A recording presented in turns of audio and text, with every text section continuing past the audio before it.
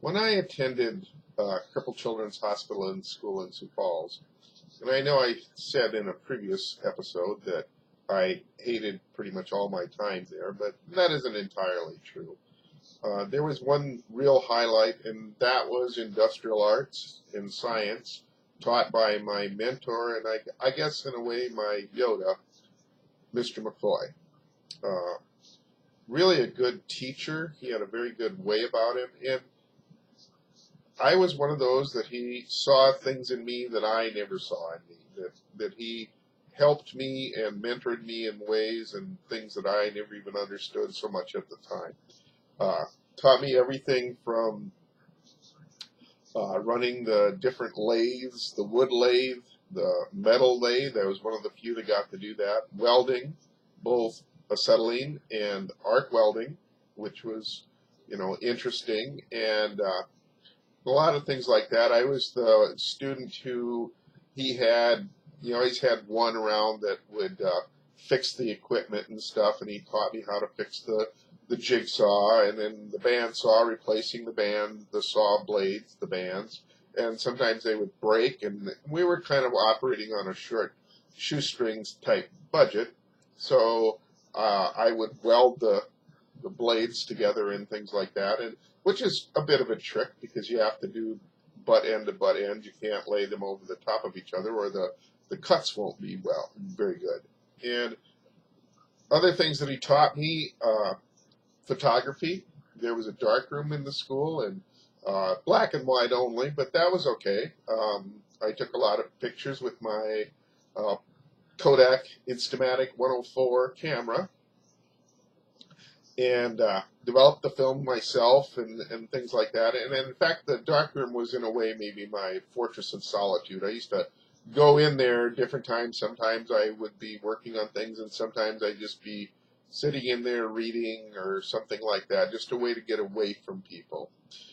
And he also taught science and things like that, which was very interesting. And also part of what he had me do was be the media person. So I was the one who uh, ran the movie projector, the slide projector, and even to the point of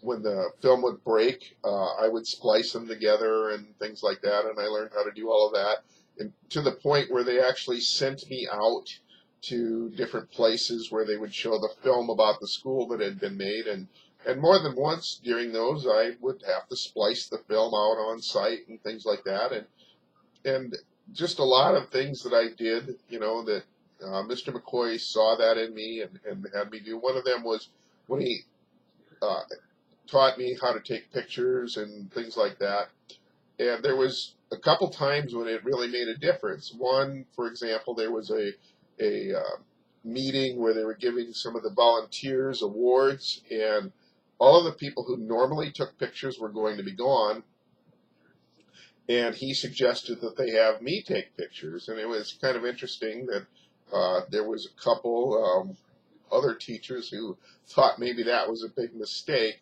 but in any case, they had me take the pictures, and it worked out very well.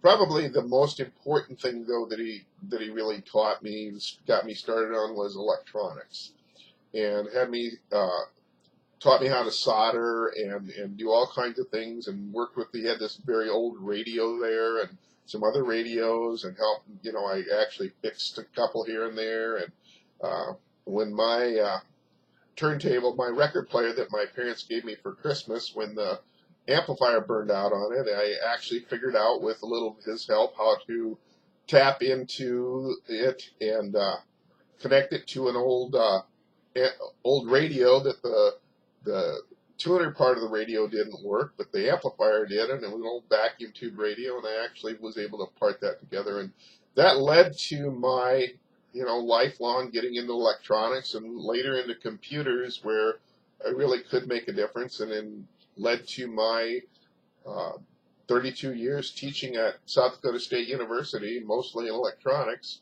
and much of who I am today, what I am today, is really based on one person, Mr. Mac McCoy. Celestine was his actual name. He never went by that. He just went by Mac McCoy.